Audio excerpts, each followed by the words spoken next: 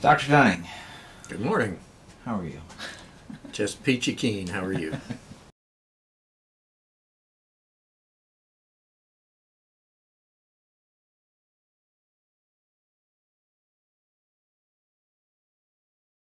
I got involved with the Maya by accident.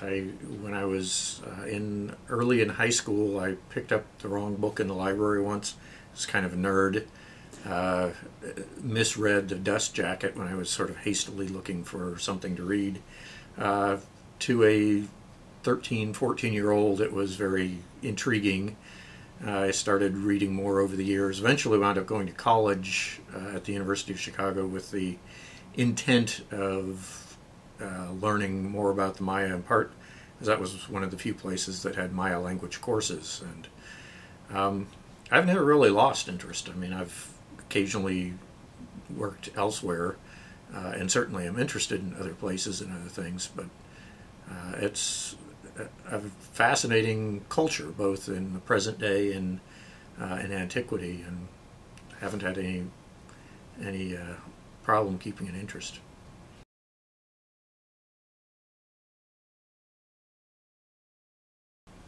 First and foremost, I would say it's just that it's by and large original research. I'm finding data, creating data, if you will, that didn't exist before. I was one of the first people to apply geoarchaeological ideas and methods in the Maya lowlands. Since then, it has really taken off. There are a bunch of people doing very good work.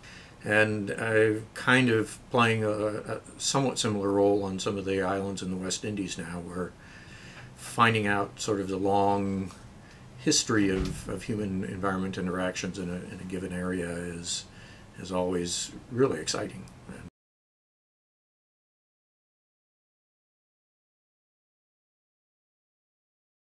Water is a big challenge in the Maya lowlands. It is a karst environment. There are places on the peninsula where you have ready access to groundwater, but there are large areas where it's highly difficult to get to without modern technology. Consequently, places with water in the karst environment were sacred locations for the Maya.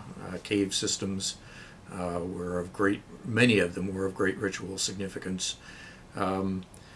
And figuring out sort of the dynamics of the particular aspects of karst geomorphology and hydrology in a given area and how the Maya adapted to that is something that's been an interesting challenge.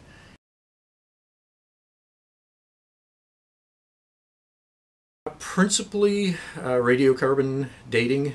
Most of the contexts I'm working in, there is carbon-rich material, and in terms of the time frame looking at, it's a very effective technique. Combine that with sort of cultural, historical, archaeological dating materials that can sort of be cross-compared in some respects.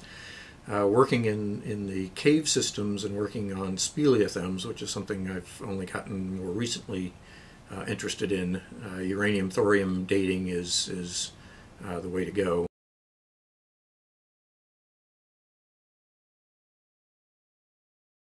My eldest daughter, around about the time she was in kindergarten, my wife is a physician, and so she's a doctor. And when my daughter was trying to explain to people what I did, she came up with the description that I was a dirt doctor. That logically transferred to Dr. Dirt. One of my graduate students at the time also was a family babysitter. And she heard this around the house, brought it to the department, and it has stuck ever since.